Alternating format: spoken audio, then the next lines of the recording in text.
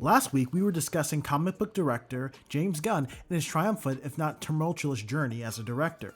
But as of October of 2022, he has assumed the position of co-head of DC Studios. And although there hasn't been any official projects of his that have been produced under the new DCU, he's had a major influence on the latest DC movies, and we have an idea of what his universe will look like. So, sit back, like and subscribe, and let's talk about the already controversial tenure of the co-head of DC.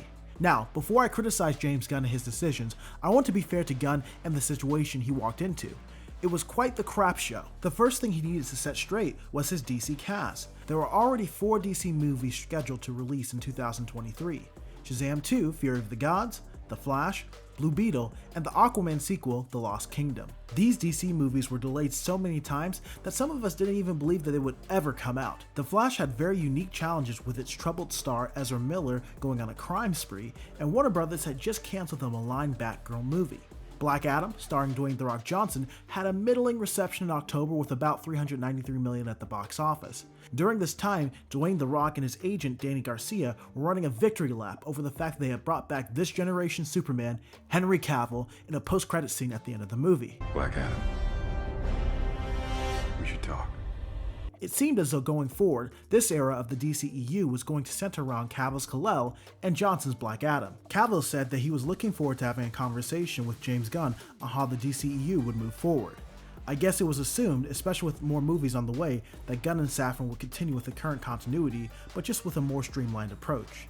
Cavill couldn't have been more mistaken. In early December 2022, a Twitter account called @TheDenOfNerds proclaimed on Twitter, James Gunn does not like Henry Cavill. Gunn snarkily debunked the claim on Twitter, calling it false, and claiming that he in fact did like Henry Cavill. Well, despite Gunn liking Henry Cavill or not liking Henry Cavill, the hammer soon dropped. Henry Cavill posted on Instagram a few days later that despite being announced back as Superman merely 2 months ago, Gunn and Safran had decided that he will in fact not be back as the Man of Steel. I have just had a meeting with James Gunn and Peter Safran, and it's sad news, everyone. I will, after all, not be returning as Superman. He explained that Safran and Gunn wanted to build their own universe. So even though Cavill was told by old Warner Brothers leadership that they would be developing Man of Steel 2, that promise was now null and void. If you read Gunn's Twitter, he had a totally different take on this somber meeting.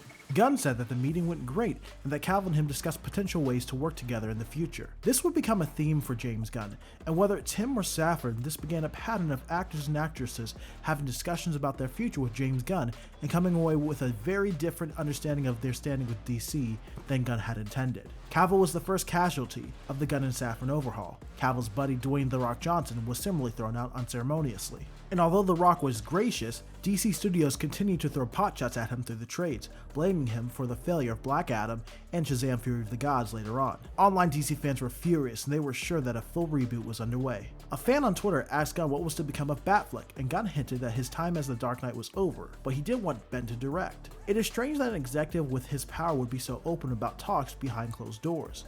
Kevin Feige is notoriously tight-lipped and requires his actors to keep things close to the chest as well. But in the age of social media, there are many who want to cause buzz among their fans, much like ex-owner Elon Musk and former President Donald Trump. But let's be honest, Musk and Trump's approach to business has come with considerable backlash. Many who work with them wish they would keep these conversations behind closed doors. I also think that James Gunn saw the way Zack Snyder interacted with his fans, especially on Vero, and wanted to emulate that relationship with the fan base. This comment about Batfleck came back to bite him in the butt. In an interview with The Hollywood Reporter, when he was asked about this comment, Ben Affleck bluntly said, "I would not direct something for the Gunn DC. Absolutely not.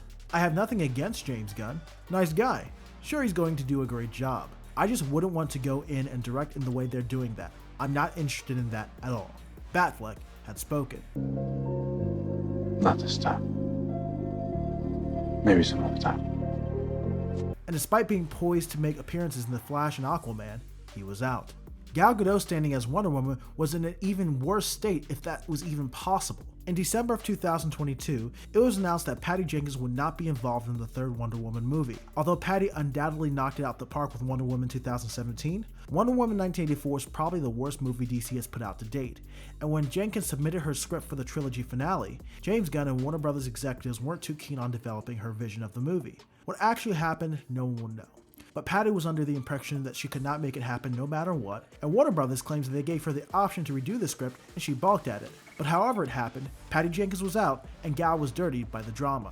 Some clarity finally arrived in January of 2023. Gunn revealed his slate, entitled for DC, Gods and Monsters. The Superman reboot, Superman Legacy, would be directed and written by James Gunn.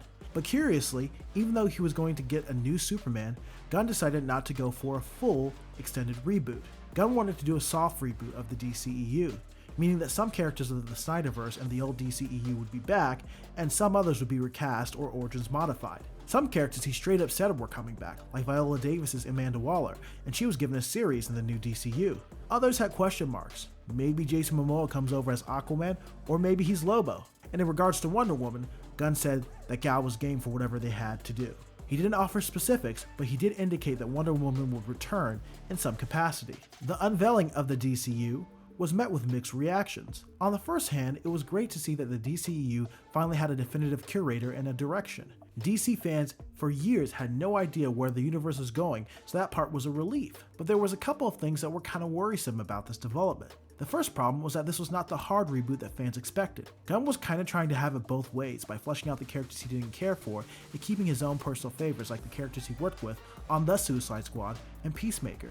This kind of looks like he's playing favorites, adding his pals to the universe and valuing his friends over to the story. His wife Jennifer Holland has made appearances in The Squad and Peacemaker, and it seems as though she was being preserved as well, which isn't a good look. As the director, that was okay to do, but as an executive, this is not necessarily being the best steward of the material. It's also hard to follow for the general audience. We had just seen Viola Davis's Amanda Waller send Henry Cavill's Superman after Black Adam. Why would she interact with a completely new Superman? Doesn't make sense. So there were also 4 movies from the old regime that were scheduled to be released in 2023. Shazam! Fury of the Gods, The Flash, Blue Beetle, and Aquaman: The Lost Kingdom. How do you hype up and market movies that were being released during the lame duck session of DC? Well, Gunn said all these characters had a shot of being in the new DCU, and depended on how these movies perform if they got to continue. He got his first taste of how the audience felt about the new DCU with the release of Shazam! Fury of the Gods in March of 2023. Shazam! Fury of the Gods was one of the biggest box office bombs for the DCU, with only $134 million at the box office. Shazam actor Zachary Levi didn't take this well. Levi ended up blaming bad marketing, Zack Snyder fans, and Dwayne "The Rock" Johnson's refusal to have any narrative tissue between the Black Adam movie and the Shazam movies. And although Levi is good friends with Gunn and Safran, it's likely that this will be his last turn as Shazam. You made a serious mistake. The next to be sent to the chopping block was The Flash. The Flash had more than one reason to not succeed with Ezra Miller's shenanigans. But never fear, all of Hollywood was saying that this was the best superhero movie of all time. Tom Cruise said it, Stephen King said it, David Zaslav said it. Gunn called it one of his personal favorites and a masterpiece. It was heavily hinted that The Flash was supposed to reset the DC timeline into James Gunn's movies. Well, spoiler alerts, it didn't deliver on being one of the best movies of all time, and it was not a clear reset. Obviously, spoilers to anyone who listens to this, but when Flash puts the timeline back, quote unquote, we get back Clooney for no reason, and no clear idea of who is in the DCU or who is out. For multiple reasons, The Flash flamed out and burnt out. The only person that may continue is Sasha Calle's Supergirl. This was a big L for Gunn, and he did not have to take this one. He didn't make The Flash, so he didn't have to put his seal of approval on it. Made no sense, it was too risky. But for some reason, he felt like he did. Big mistake. To build off of the excitement of The Flash, James Gunn announced that Flash director Andy Muschietti will be directing the DCU Batman film, The Brave and the Bold. So although Muschietti's Flash didn't take off, he would get another crack at DC. Also, to distract from the bad press of The Flash, Gunn announced that he had cast his 2 leads in Superman Legacy. Henry Cavill lookalike David Cronswet was now the Man of Steel, and Rachel Brosnahan, the marvelous Mrs. Maisel, was now Lois Lane. He also announced a few other castings, like Nathan Fillion as a Lantern, trying to give the DC fandom much needed hype. Most of these castings were lost in the noise of The Flash's failure. And the latest DC movie to crash and burn at the box office was Blue Beetle, which is a darn shame because that movie is much better than The Flash and Shazam. It was also the first Latino-led DC film. It was a really good mix of action, heart, and representation. Even Zack Snyder gave the movie a shout out on Twitter, praising the film for its representation, but the audience didn't care, and the movie barely crawled to a $100 million worldwide gross. Gunn went on Michael Rosenbaum's podcast, Inside of You, and explained that Blue Beetle was the first DCU character, but not the first DCU movie, meaning that the events of the movie may not be canon, but they will still continue to hold on to this version of the Blue Beetle, which is great news because I love this Beetle. Then of course we had another dump of that good old DC drama that we've come to know and love. It's almost better than the drama that they show on the television screen. While promoting other films, Gal Gadot said that although Jenkins was not involved in Wonder Woman 3, Gunn and Safran promised that they would partner alongside her and help her develop the movie, which is absolutely insane because it makes little sense to keep her and get rid of her Trinity partners, Affleck and Cavill. As stated in this video previously, Gunn has been non-committal about her involvement and continued to be when it was reported that there was no current plans to develop this film. This feels like Henry Cavill all over again, and it's an embarrassment for Gunn and Safran, and it's an embarrassment to talent. Why does this keep happening? And that brings us to today. Aquaman 2 is supposed to come out in December. The first Aquaman in 2018 is the only billion-dollar movie in the franchise, but because of DC's reputation and the headlines after every bomb, this movie is not expected to get anywhere near those numbers as the last movie under the pre-James Gunn era. 2024 will be a quiet year with no DC movies, and it's really hard to promote anything during these talent strikes. We haven't even seen a trailer of this movie, and besides DC brand issues, this movie has its own demons to fight. The Amber Heard controversy and the leaks of rewrites and reshoots bogged down this film as well. Many speculate that DC might just cancel this movie altogether and throw it on Max, because bad headlines would just worsen the DC image even more. So, can the ultimate underdog of underdogs in Hollywood make it? Does James Gunn have what it takes to resurrect the DC brand?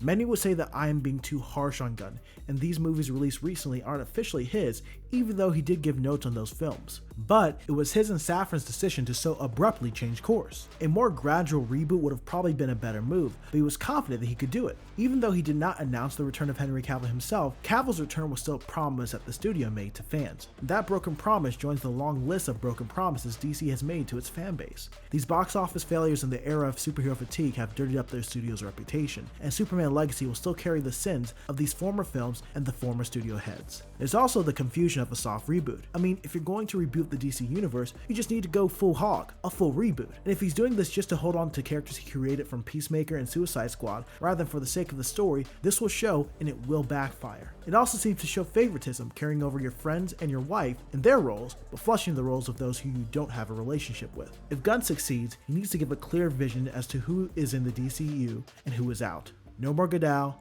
Cavill, and Affleck situations. He needs to be firm and show that he has the guts necessary to be an executive. He needs to spread out his creative responsibilities as to not bog himself down and limit fan Twitter interactions. Kevin Feige has no internet presence, neither should James Gunn. Kevin Feige doesn't have actors and actresses talking and contradicting his statements in the press. Neither should James Gunn. Superman Legacy has the whole universe riding on its back. If it's a hit critically and financially, then Gunn will succeed. And if it's not clear, I'm rooting for the guy. But if it's mid, prepare for more restructured projects and another reboot on the horizon. But if anyone can do it, Gunn can. He's been down before. Let's see if he gets back up.